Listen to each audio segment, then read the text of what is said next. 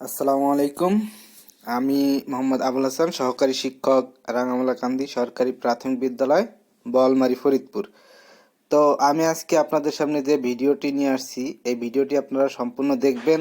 আপনাদের সকলেরই, মানে যারা উপবৃত্তি পাবে, যে সমস্ত শিক্ষার্থীরা উপবৃত্তি পাবেন এবং শিক্ষকরা উপবৃত্তির কাজের সাথে সম্পৃক্ত, যে কোনো স্কুলে আপনি চাকরি করেন না কেন, এই বিষয়টি আপনাকে অবশ্যই জানা জরুরি। তো বিষয়টি হচ্ছে আপনার এনআইডি এবং মোবাইল নাম্বার, এনআইডির সাথে আপনার মোবাইল নাম্বারটা অ্যাডজাস্ট করছে কিনা, এই বিষয়টা কিভাবে আপনি চেক করবেন। তো আমি আপনাদেরকে বিষয়টি একটু দেখাচ্ছি।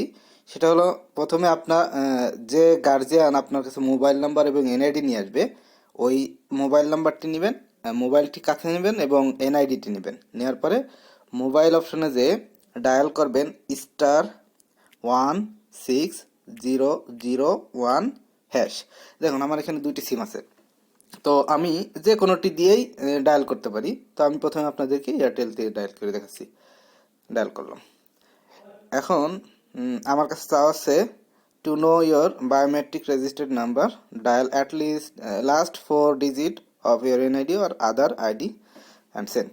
তো আমি এখন কি করব, আমার এনআইডির লাস্টের 4 ডিজিট, তো আমার এনআইডির লাস্টের 4 ডিজিট হবে 0501। তো দেখেন, আমি এটা সেন্ড করলাম। হ্যাঁ, আমাকে কিছুক্ষণের ভিতরে একটি নোটিফিকেশন দিবে। তো মেসেজটি আসুক। হ্যাঁ, আমার এই যে মেসেজটি চলে আসছে। দেখুন, আমার এই মোবাইলে, এই সিমে, আমার এই এনআইডি দিয়ে 5টি নাম্বার রেজিস্ট্রেশন করা আছে।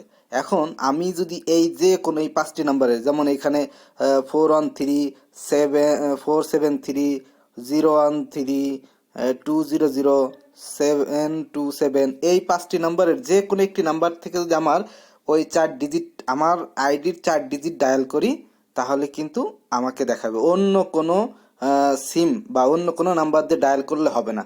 তো এখন কি করবেন, আপনাদের যে শিক্ষার্থীর মোবাইল নাম্বার এবং তার আইডি আইডি কার্ড নিয়ে আসবে, তো আপনি তার মোবাইল থেকে তার আইডির 4 ডিজিট দিয়ে ডায়াল করে দেখবেন আসলে তার সাথে ওই নাম্বারটি আছে কিনা। অন্য নাম্বার যদি হয় তাহলে আপনার কোনো আসবে না, আর যদি আসে তাহলে বুঝবেন যে হ্যাঁ, এই নাম্বারের সাথে এই আইডিটা ম্যাচ করেছে। তো আশা করছি সবাই বুঝতে পেরেছেন।